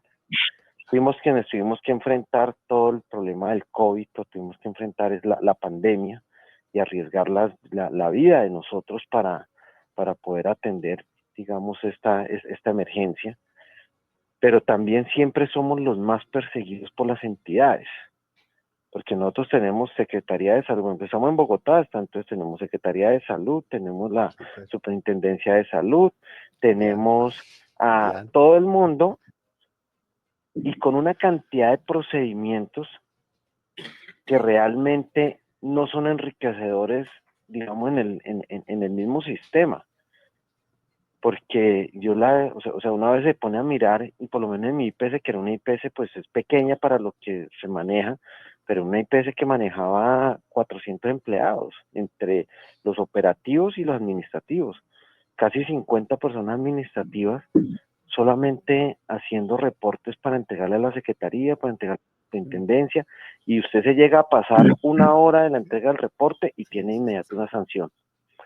Entonces, el tema de esto es que el doctor Galán lo decía muy bien, y es que sí se necesita implementar tecnología, se necesita reducir, digamos, tanta tramitología, porque eso lo que genera es burocratización y genera unos costos que no van a ningún fin. Entonces, algo que yo quiero poner ahí es que el Estado también tiene que pensar en que los prestadores pues tienen que volverlos más ágiles, no que nos tengamos una carga tan grande en todos estos temas burocráticos que toca entregarle al uno, al otro, la DIAN, bueno, etcétera, todas las entidades que se les entregan informes y que no nos llevan absolutamente sino a tener más costos, y eso obviamente no ayuda a que podamos, digamos, reducir sobre todo los gastos en el sistema de salud. Señor Diego Caro, le quiero agradecer mucho, primero, que es el tema que estamos tratando hoy.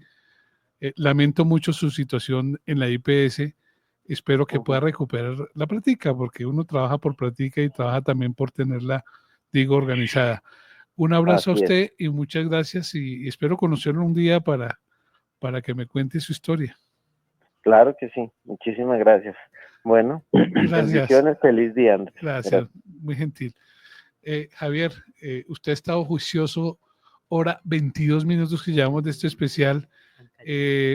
Calladito, le va bien en su casa, hace caso. Señor, las preguntas, si usted me dice a quién la dirige, y por favor usted conduce sus preguntas. Calladito con la mesa, pero mientras tanto trasladando las preguntas que nos van llegando a través de redes sociales, porque por es favor. muy importante lo que la gente está escribiendo a través de comentarios de YouTube, lo que están escribiendo a través de X y en toda la multiplataforma donde se pueden comunicar, está abierta y expresa. Y digamos que unificando un poco el criterio de lo que está diciendo la gente, entienden muy bien el razonamiento técnico que está teniendo pues los expertos y directivos que tenemos en la mesa. Pero me están preguntando un poco más de la persona de a pie, de la persona del común que tiene casos tan comunes en Colombia como hipertensión, como diabetes, y que tiene que ir no solo a reclamar una medicina que no le dan completa, en el caso puntual de la insulina, o tienen que hacer unos trámites burocráticos excesivos donde tienen que ir a hacer 3, 4 o 5 vueltas al mes para que le pongan un sello, para que le cambien la fórmula, para que le vuelvan a poner el sello, para que nuevamente le digan que la medicina no está.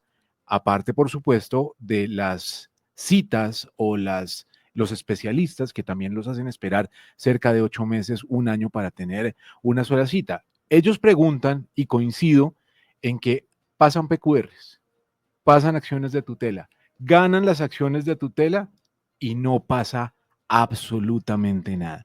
Desde las IPS, desde las EPS, ¿qué control se está haciendo?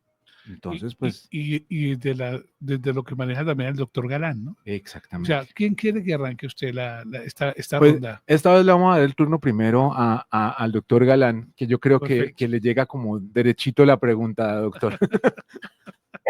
Bueno, yo creo que, pues, a ver, hay un tema central en ese relacionamiento entre los agentes del sistema y es la información y es la confianza y es cómo mejoramos el sistema de información y cómo mejoramos la confianza para que mejore ese sistema de información. El sistema financiero, y es un ejemplo que yo doy sobre este punto, el sistema financiero desde hace años tiene solucionado ese problema. O sea, cada uno de quienes tenemos o quienes tienen tarjetas de crédito, pues tenemos nuestra tarjeta de crédito, tenemos preaprobado una serie de digamos, derechos que nos confiere esa tarjeta, y todo donde uno va con esa tarjeta automáticamente llega a un sitio en donde está la información, en donde está guardadas las proporciones. Eso es lo que deberíamos buscar hacer. Y algo, volviendo al tema del 7 de agosto del 2026, una de las primeras cosas que debería hacerse sería ese tema. No necesitamos un nuevo sistema de información, arrancando de en cero, creado desde el ministerio, como lo vienen planteando. Los sistemas de información están en cada una de las instituciones y de las entidades que ya operan el sistema. Lo que requerimos es interoperabilidad entre ellos, interconexión, y para eso me remonto al punto de la confianza. Necesitamos esa confianza entre las entidades para que la información fluya. Todos sabemos que la información es poder, pero aquí necesitamos que ese poder se comparta, se entregue, entre otras, a las autoridades. ¿Y cuál sería el propósito central de esa interoperabilidad y de ese fortalecimiento del sistema de información? Dos temas. El primero, el acceso oportuno a la prestación de los servicios. La mayoría de quienes trabajamos en el sistema de salud sabemos que el 80% de las condiciones médicas se pueden manejar en el nivel de baja complejidad, en el primer nivel de atención, en ese nivel de baja complejidad, y ser resolutivas muy fácilmente. Y hay unos parámetros que facilitan que eso se dé.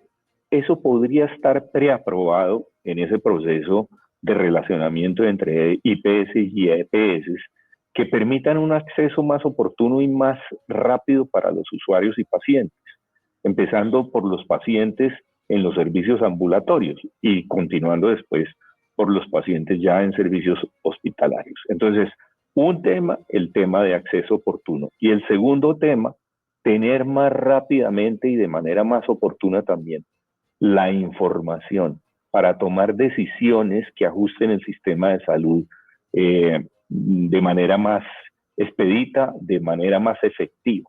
Entonces yo diría que ahí está un tema central que tenemos que trabajar, que nos permita recuperar la confianza, fortalecerla, fortalecer sistemas de información, facilitar acceso oportuno a la prestación de los servicios a los usuarios y pacientes y mejor fuente de información para mejorar las políticas públicas en salud. Pero, doctor Galán, y con respecto al tema legal donde nos estamos enfrentando, ya estamos hablando de una acción de tutela que enfrenta un incumplimiento. ¿Ahí qué podemos hacer? O sea, si no tenemos leyes, pues volvemos esto inviable en el país, ¿no? Pues leyes es lo que tenemos. Lo que tenemos es que cumplirlas. Y yo creo que, pues digamos, ante los desacatos, ante pues la misma justicia tiene que proceder.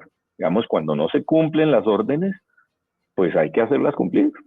Y hay que hacerlas cumplir con la misma normatividad y la misma ley y con la misma fortaleza de las instituciones. Eso es lo que hay que hacer. Si no se cumple un mandato de una tutela, si no se cumple un auto de la Corte Constitucional, en ese orden de ideas, ese último ejemplo pues da más mal ejemplo para que otros tampoco cumplan en otros niveles.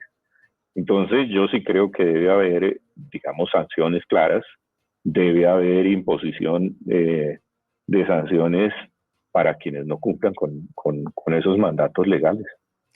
Doctora Vesga, y frente a este mismo tema, cuando nos encontramos en la misma droguería donde uno está reclamando la metformina, ¿cómo se llama? Con dapaglifosina, y le dicen que no. Yo le ayudo, Metropolol, Eso, Losartán. Eso. Y le dicen a uno que no hay para reclamar, y uno pregunta que si se la venden, y es así ahí. Bueno, eso no debería ocurrir, pero nos habla también de un fenómeno que paradójicamente se viene presentando en el sistema y es el crecimiento del gasto privado y del negocio privado. Entonces es muy probable que en ese establecimiento haya una deuda de los operadores que se financian con recurso público que impide que ese paciente consiga ese medicamento entregado por la EPS, pero que el medicamento esté disponible en el canal privado. Repito, no debería suceder. Y hay controles para que eso no suceda, pero sucede. ¿Y qué es lo que estamos viendo? Es un crecimiento abrumador del gasto privado expresado no solamente en lo que llamamos el gasto de bolsillo, que es ese con el que pagamos del bolsillo ese medicamento que encontramos en farmacia, sino también el crecimiento de los planes voluntarios. Entonces los colombianos que tienen hoy cierta capacidad, el mercado está ofreciendo en diferentes estadios planes básicos, planes medicinas prepagadas, planes complementarios, pólizas de seguro. Es un mercado que cerró en el año 2024 en cerca de 12, 13 billones de pesos. O sea, nos está hablando de que esa promesa de que la transformación del sistema era para lograr equidad, cerrar esas brechas que han existido históricamente en el acceso, pues no solamente no se están corrigiendo, sino que estamos llegando a un escenario en donde el que puede paga, y el que no tiene a hacer la fila. Doctor Toro, pues la doctora Vesga nos dice que eso no debería pasar, pero cuando uno va a reclamar una medicina parece que fuera un juego de esos imposibles de que le van a poner una prueba a la siguiente, y cuando llega a esa siguiente le ponen otra prueba y así otra prueba. ¿Estamos llenos de burocracia en este sistema o el colapso da para que enredemos a los usuarios a tal punto de que se cansen y no reclamen? Bueno, yo creo que hay de todo un poquito. El doctor Galán planteaba algo que es supremamente importante, que hay que agilizar los servicios de salud y evitar tanta tramitología, ¿cierto? Eso es el componente de autorizar. ¿Qué hacemos nosotros, la red prestadora? Pues diagnosticar, formular, ¿cierto? pero hay una carga de procesos administrativos tan complejos que se le trasladan a los usuarios, que lo están volviendo traumático. O sea, es que ya la persona está entrando en grados de ansiedad, de rabia, de cólera. Ya vemos cómo ya se están saliendo de sus casillas porque produce literalmente rabia llegar, no encontrar y que ya vaya a este otro lado, que venga a este otro lado. Entonces yo sí creo que efectivamente en toda la cadena, diríamos, de prestación de servicios, debemos hacer un mea culpa y entrar a corregir esas desviaciones que permiten, que no le permiten la accesibilidad y la oportunidad al usuario en poder tener rápidamente lo que necesita. Sumado a esto, también lo decíamos en todo el evento, es que hay una deuda extremadamente grande con toda la cadena. Entonces, ¿qué hacemos si también a la cadena de red de distribuidores de medicamentos les están adeudando también muchos recursos? Y entonces, obviamente, ¿qué hace la cadena? Pues no suministrar, no entregar, porque no le están debiendo, ¿cierto? Entonces, aquí yo creo que el daño es sistémico y debemos es generar soluciones a cada una de estas problemáticas, pero siempre pensando en el usuario, que el usuario tenga la posibilidad. Mire el señor que nos llamó, de la edad que tiene, y efectivamente eso le produce mucha ansiedad, porque cada vez que está más enfermo y no encuentra el medicamento y no le entregan el medicamento, pues él se va a preocupar porque se le va a volver más crítica su condición de salud. Entonces aquí debemos de todos. Yo creo que esto es una cosa en que entre todos debemos ir buscando soluciones, no solamente los prestadores, no solamente la cadena logística de medicamentos, no solo las EPS, el gobierno desde la rectoría, ¿no es cierto? Pues ahí debemos actuar todos. Andrés, yo no sé si de pronto las directivas hacen una inspección sobre atención al cliente, un cliente incógnito, como lo hacen en mercadeo. Hombre, de verdad llegar a hacer fila en la calle, lloviendo, 4 horas, para que le digan que no hay medicamento a una persona adulta mayor, de verdad es que es un nivel de inconsciencia de los prestadores de servicio. No, pero es que, ¿sabe qué es lo que pasa, Javier? Creamos el caos. Esto no pasaba antes, y eso hay que decirlo también. Esto no pasaba así. Y entonces, se la voy a poner de este punto. Mire los pasaportes hoy. Creamos el caos. Así es. Si el caos es, voy a utilizar una palabra fuerte de pronto, el manipular la situación. Entonces, ¿usted qué hace? Bueno, pero vea que en nuestro especial de salud en cuidados intensivos ya van 2 ideas valiosas. Miremos a ver si sumamos el 5 por 1000 y hagamos cliente incógnito. Pero ¿por qué nosotros salvamos es que Colombia salvó a la banca, y hoy la banca gana billones, y la salud en nada. Voy con Alejandro Cortés. Alejandro, usted también conduce sus preguntas. ¿Cómo va a ser el orden? La doctora Ana María ya se dio turno y tal, ahora usted verá cómo lo hace. No, Andrés, por un poco corto de tiempo que estamos, voy a hacer una pregunta genérica para los tres, pero sí, por supuesto, arrancando con la doctora Ana María Vesga, porque la verdad me preocupa mucho el tema, como lo dijo la doctora, de cómo se están administrando los recursos y esa autorreflexión que debemos hacer en qué los estamos invirtiendo. Y por eso quiero preguntarles con respecto al papel que juega la ADRES en todo esto, porque hablamos en la reforma a la salud que sea como el eje central, el que administre y proteja los recursos de salud. Vemos los balances financieros, no solamente de la ADRES, sino de otras entidades, donde, por ejemplo, el doctor Toro nos destacaba lo del tema de que se está cobrando o se está utilizando 10% más de los recursos que se le están asignando por paciente a cada una de las CPS. Lo decía hace un instante nuestro director Andrés Ruiz, el tema del caos. Y es que también, según los últimos estudios, como pasó en la pandemia, como teníamos ese miedo de que nos iban a mandar a nuestras residencias, la gente salió a comprar implementos de aseo. Y pasa lo mismo en estos últimos meses, la gente ha acudido más a sus EPS a hacerse procesos que antes no se hacían por la crisis precisamente del sistema de salud. Entonces, si la ADRES es la entidad encargada ahorita en este momento o en la que se está postulando para administrar los recursos, pero se habla de temas de corrupción en caso de que suceda eso, ¿qué papel entonces debe jugar la ADRES y qué papel deben jugar las EPS? Porque pues estamos viendo en este momento que cuando llegó el gobierno tenía una deuda de 25 billones, ya ahorita está casi 33, pero estaba ya por encima del 80% que tenemos en este momento. Y si me permite, complementando su pregunta, si es bueno que la ADRES gire directamente a las IPS. También, Es como, correcto. es también, sí, es el punto. ¿Quién quiere? La doctora Ana María Vesga, por favor. Bueno, yo le diría, primero, zapatero a tus zapatos. La ADRES es en el arreglo institucional que tiene este sistema, el banco, el pagador. Es la que recauda los recursos y la que hace los giros. Los gira a través de las EPS o los gira bajo ese mecanismo que todos conocemos como giro directo. El mecanismo de giro directo es un mecanismo que ha venido avanzando, que se ha venido generalizando a través del sistema en prácticamente todas las EPS, por el cual hoy se gira más del 60-70% de los recursos. Está bien, digamos que le aporta transparencia y en eso, digamos que la ADRES ha venido ampliando sus capacidades y yo creo que sobre eso todos tenemos coincidencia. La discusión de fondo es si uno quiere que la ADRES se convierta en otra cosa, que es un poco lo que plantea la reforma en sus diferentes versiones, porque parecería que pasamos de una entidad que es un pagador a una entidad que se vuelve un asegurador. ¿Qué es lo que hacen hoy las EPS? Finalmente las EPS, y eso es el modelo de aseguramiento que tenemos en el país, que, sobre el cual podemos quedarnos discutiendo otra mañana, pero que en el fondo lo que hace la EPS es administrar esa cuenta corriente que es la UPC y manejar de manera eficiente los recursos cuando alcanzan, desde luego, para que podamos darle salud a todos los afiliados.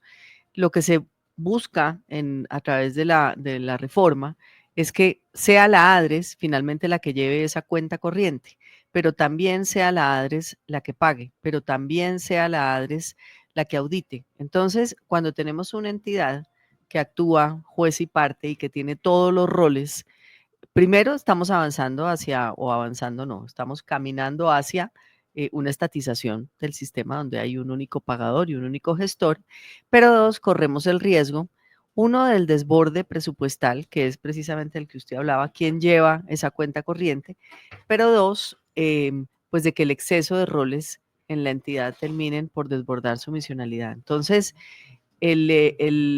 tal como funciona hoy, la ADRES puede y debe continuar ese rol de pagador, pero tiene que haber en el sistema necesariamente un agente, que es el rol que cumple hoy la EPS, que puede llamársele como se le quiera llamar, pero que necesita llevar esa cuenta corriente del usuario y que tiene que ser el agente del usuario, porque volvemos a lo que estaban diciendo hace unos minutos, esto se trata del paciente, esto se trata de que esa persona sepa a quién acudir, quién lo agencia, quién le consigue la autorización, quién lo conduce a través del sistema. Entonces, cierro repitiendo, zapatero a tus zapatos.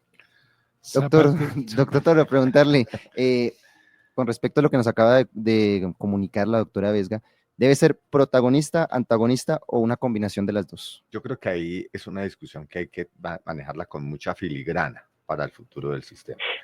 ¿En qué sentido? Hoy, diríamos en el hoy, es un pagador. ¿Quién gira el cheque? Las EPS. ¿Quién la paga? El ADRES.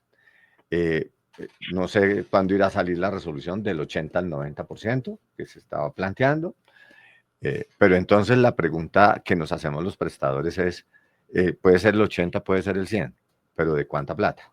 ¿Cierto?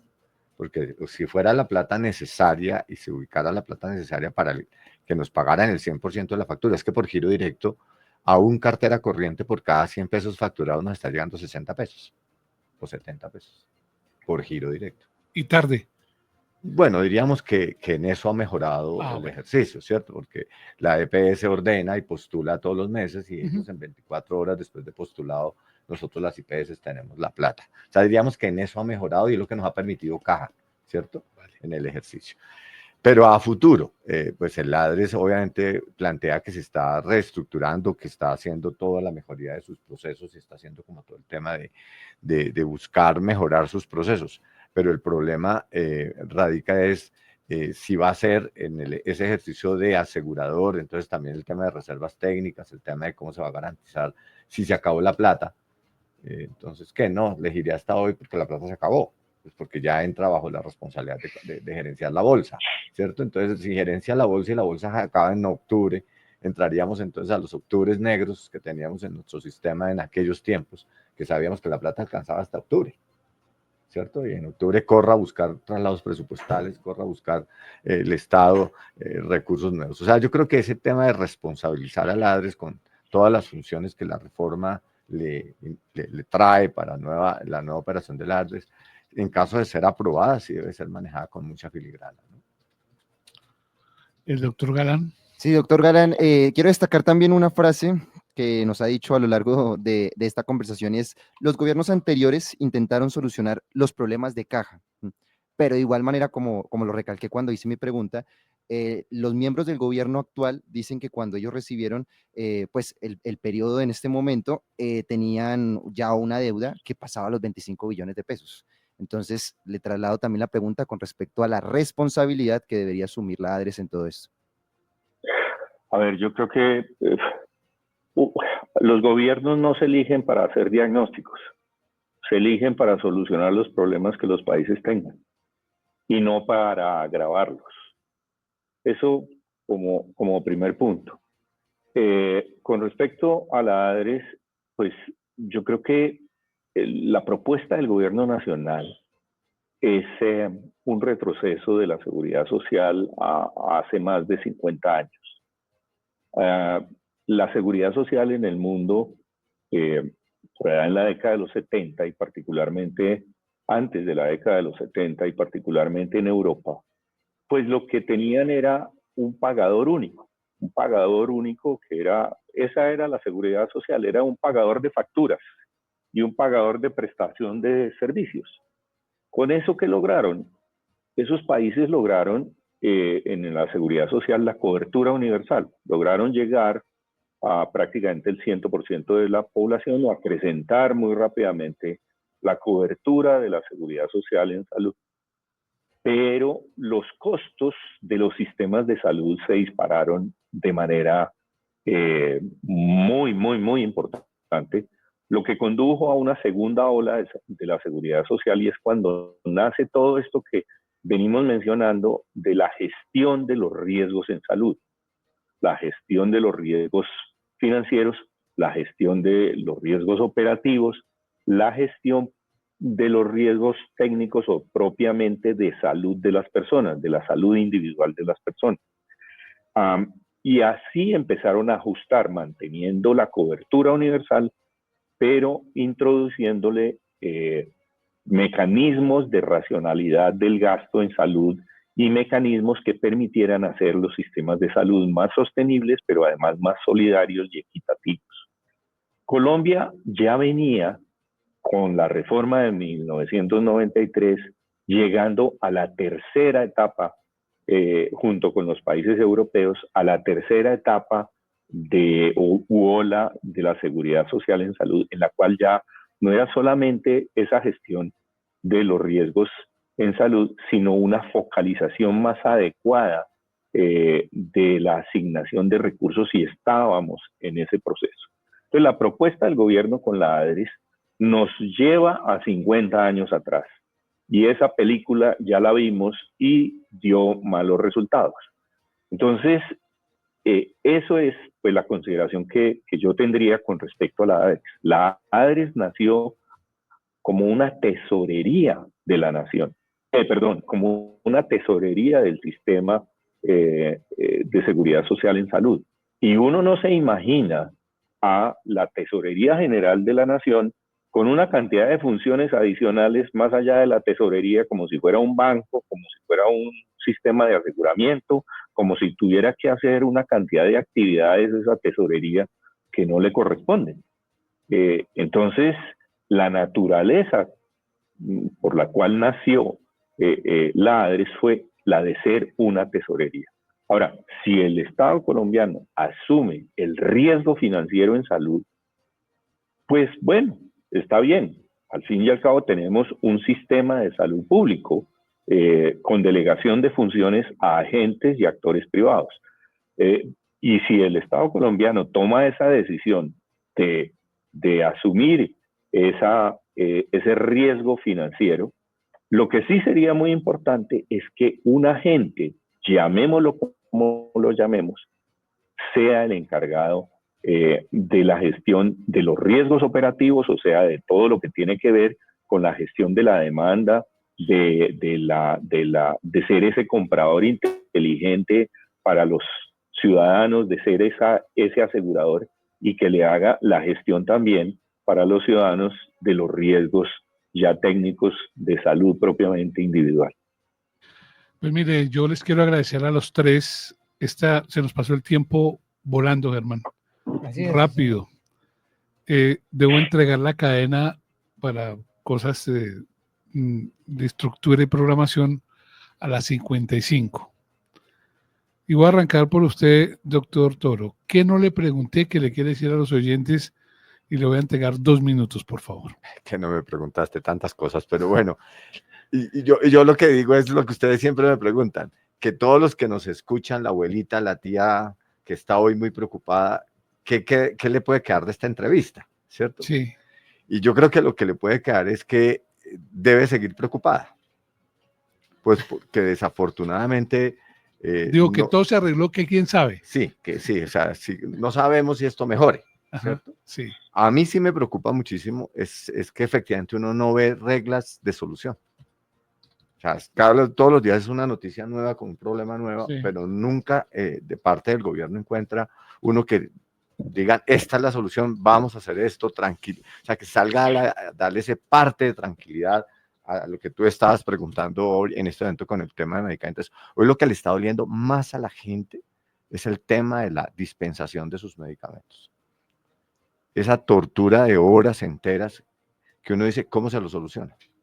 La tutela, entonces el señor no va y paga 3 días de cárcel, pero el problema no se soluciona. Ni quiera. ¿Cierto? En el caso tal que va a pasar. Entonces, en ese orden de ideas, yo creo que aquí lo que hay es que efectivamente entre todos estar buscando posibilidades de mejoramiento, ¿cierto?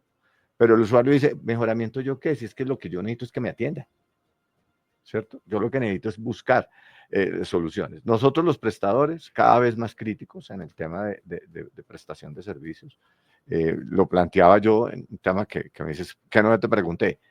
Hoy estamos en la disyuntiva esta semana, si pagar el impuesto de renta, que nos lo incrementaron en 2.4, un sistema de salud, los prestadores en crisis, y nos incrementan el impuesto de renta en 2.4%, que debimos empezar a pagar desde el 9 de este mes, donde no tenemos recursos. Y entonces, ¿qué preferimos? No endeudarnos con la DIAN, porque es bien complicada la endeudada con la DIAN, y entonces empezar a aplazar gastos. ¿Y quién es el perjudicado?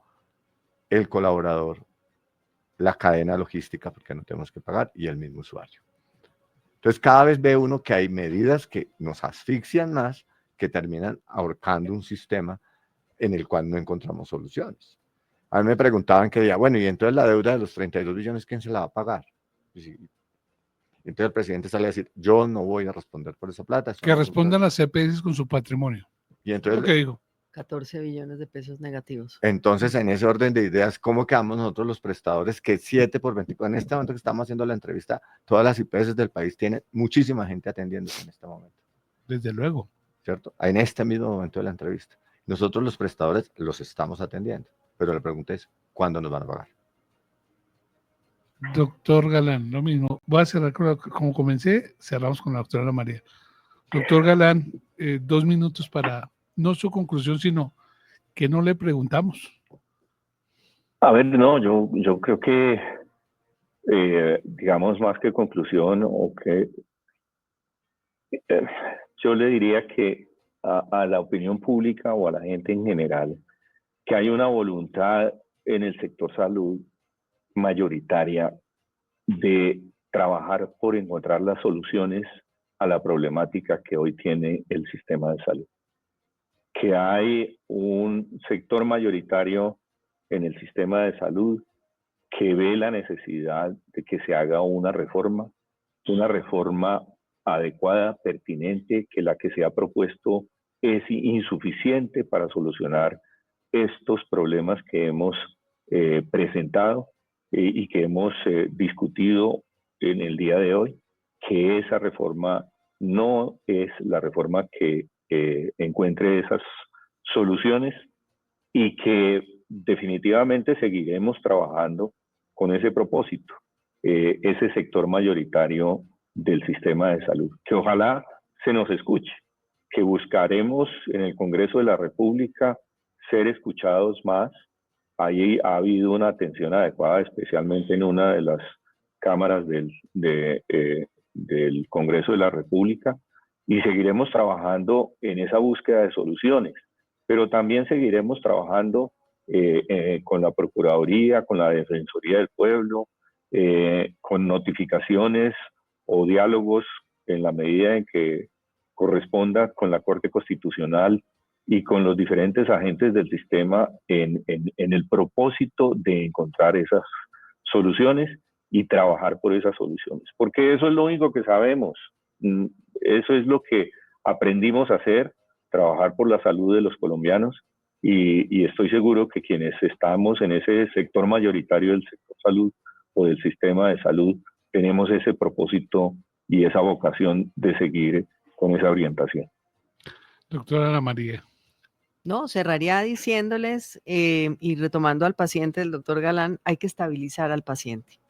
Hay medidas concretas, inmediatas que se requieren y que se han pedido para ajustar, por ejemplo, la unidad de pago por capitación para lo que queda del año, al menos el incremento al mismo nivel del salario mínimo. Estamos hablando de 5 puntos más que se requieren y que representarían cerca de 4 o 5 billones de pesos para cerrar el año. Permitirían que no terminemos por lo menos el 2025 con un nivel de déficit similar al de los años anteriores. Hay que continuar insistiendo en el diálogo.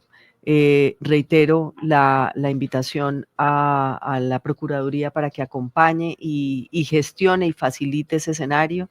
Como bien lo planteó el doctor Galán, el acompañamiento de la Iglesia aquí puede ser esencial, de manera que esto es con diálogo.